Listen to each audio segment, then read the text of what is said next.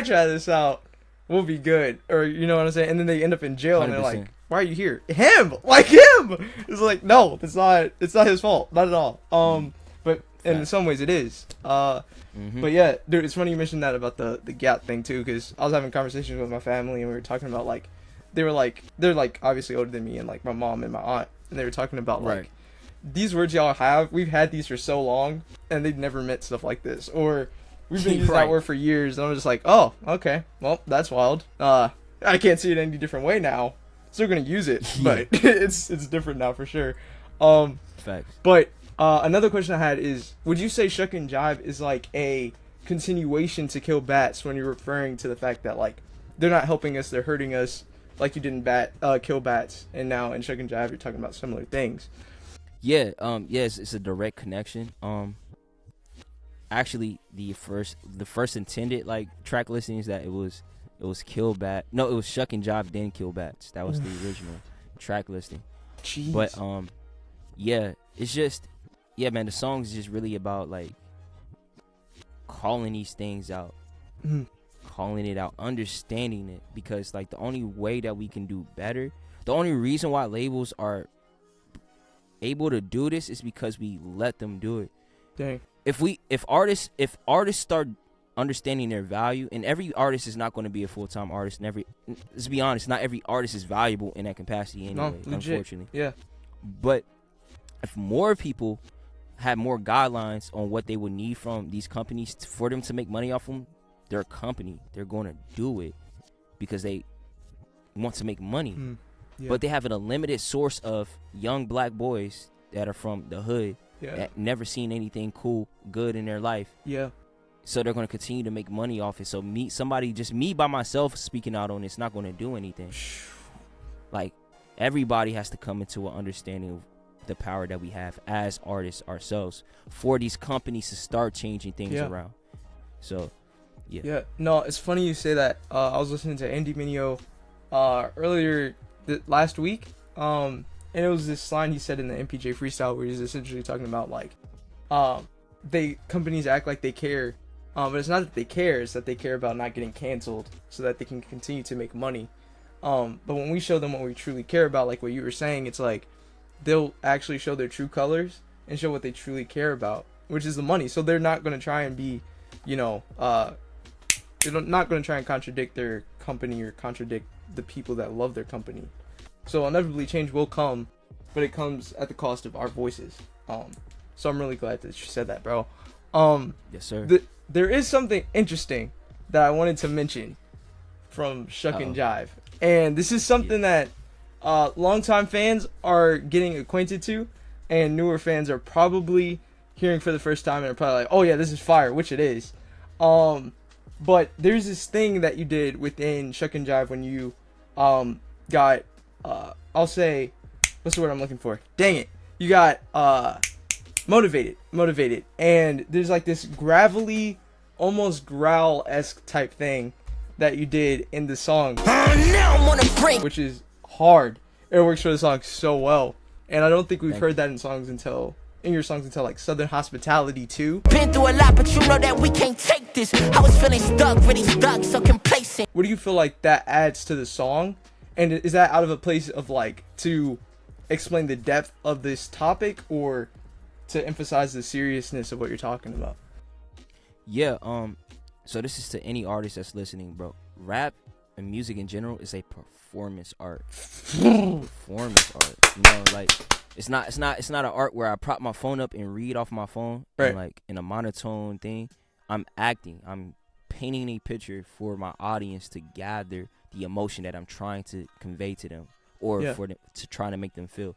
And essentially, why I did that and why it's because I'm reenacting the feeling that made me write this in the first place as I'm recording it. Yeah. So, yeah. Dude, that's hard.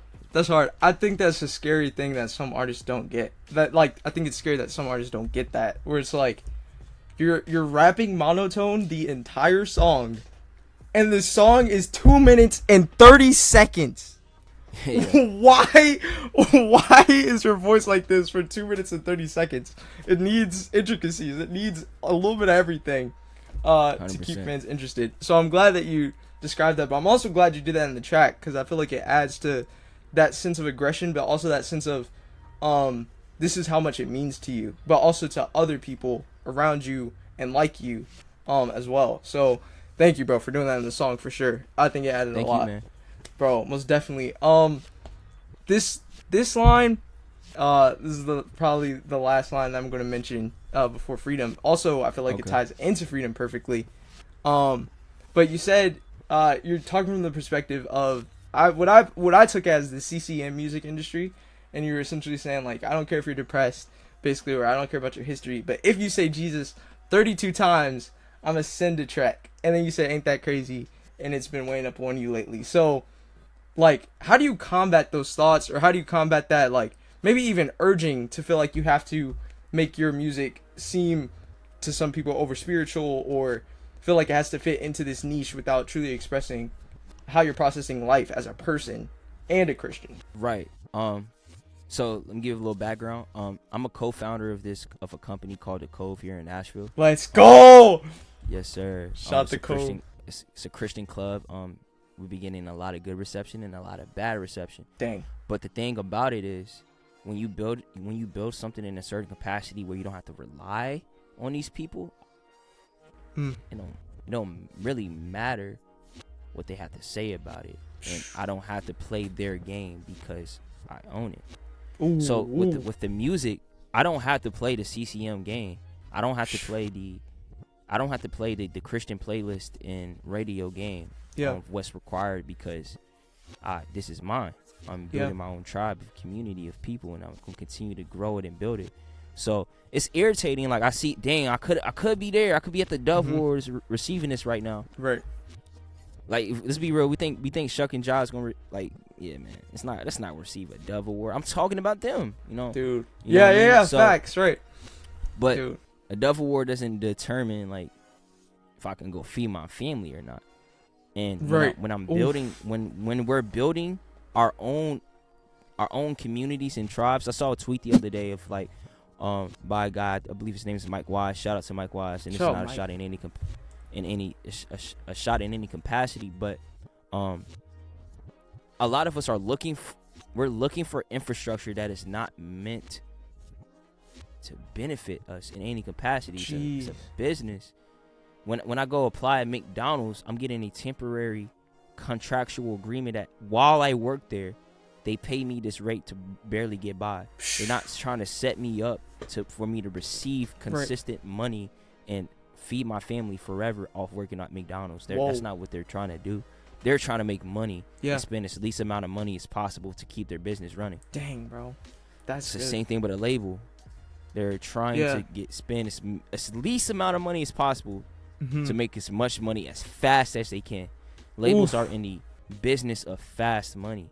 That's why they sign these artists that have a blow up TikTok song, things like that. They're not trying to develop. They're not trying to think about them in that capacity. They're trying to get on this and make as much money as they possibly can in this time frame, because they even know that this person has no longevity because they even signed to them in that capacity in the first place. Dang. So yeah, that's just my thought process on like just the CCM world, which I know people and I respect. I'm cool, but I don't have to play their game because I don't feed my family off the game that they're playing. Dang, bro, that's a bar. I guess people, first of all, I don't think I've ever looked at it that way, but I don't think people look at it that way in general, where it's like, this isn't meant to sustain you. A record deal isn't meant to sustain you. It's meant to sustain the label while just paying you this, certain amount, so they have you for this amount.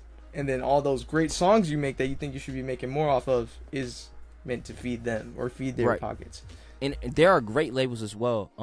I don't know if you'd be mad at me. I'm not going to say his name. There is a very prominent, very like cultural like guy that owns a label, and he's starting to sign artists here from the Christian hip hop space. And something that he said, and this is how I knew that his heart was in the right place and he's not trying to lie to people to get over him. He says that you should look at these deals, and this deal, because he was having a conversation about possible deals for me and my friends. He said, look at this deal as college. Ooh. This is a place for you to learn, to gain experience, so when you go do it on your own, you can go make money and feed your family doing it. Whoa. You're here to learn. Like, and I respected and appreciate that because he was being upfront and honest about what is this actually going to do for us in that time. Am I going to become rich? Yeah. Am I going to go buy a mansion and a Tesla and be like, I'm not finna do all that off this deal. Let's go. You know what I mean? It's for me to get in. That's what I'm saying. I don't think anything's wrong with labels and deals and stuff in general. It's about why you did it and if you understand what it means of what you did, and it's a lot of people don't understand. So, yo, that's fire. That is fire. Whoa, that's wow. That's a great way of thinking about it. Like, it's not meant to be the one and the only or the last. In the beginning, it's meant to be in a way, like a cannon to shoot you forward when you're not with them. It's a ramp. Oh, whoa, dang, bro. Yeah, no, that's even better. Forget the cannon line I just said. Just act like I never said it. But I'm glad you mentioned that too, because I think I need to specify that as well. Like, all labels aren't bad, all deals aren't bad, all people aren't bad. At the end of the day, it is business too, and as Christians, we need to be in the marketplaces just as much as we are in ministry. So, 100%. Or especially in the world we're living in. So shout out to all the signed artists, all the indie artists, and all the record labels out there, especially the good ones. Shout out to Reach Records too. I don't know what people would say about them, but from what I see, they shout out. Oh, there's some amazing, great people over there, man. Shout out to Ace. Shout out to like all the boys over there. Facts, bro. Facts, man. And to you, letting you be on the playlist. They need to have you again, bro. Yeah, bro. Hey, man. They need to have you again. I appreciate that. That was an incredible opportunity. So yeah. But speaking of being free of these limitations and everything, freedom, first of all, one of the most catchy tracks on Shuck and Jive, in my opinion. Thank you, bro. It's a classic, bro. It feels like a classic. I probably can't say that because it's new, and some people would be like, it's not a classic, it's recent. But to me, it feels like a classic. But I have to ask about the spelling. Why D-U-M-B instead of D-O-M? Yeah. So, as you're listening to the song, I think that we've been given opportunities to break past certain shackles of like within our mind.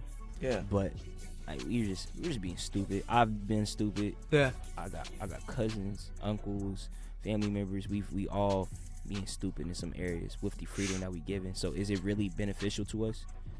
No, I don't personally think so. In a way that we've been using it. So that's why I spelled it freedom like that. So dang. Bro, so in a way it's almost like saying like the freedom we have can easily be lost based off not the decisions of others or what people are doing towards us, but in a way like what we're doing to ourselves.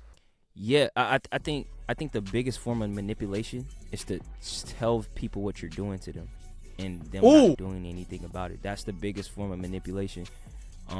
We see the systems that are here. We know what's happening. But because we get a benefit in the moment, for whatever that might be, we play in part of that system. We're the ones shooting ourselves at that point.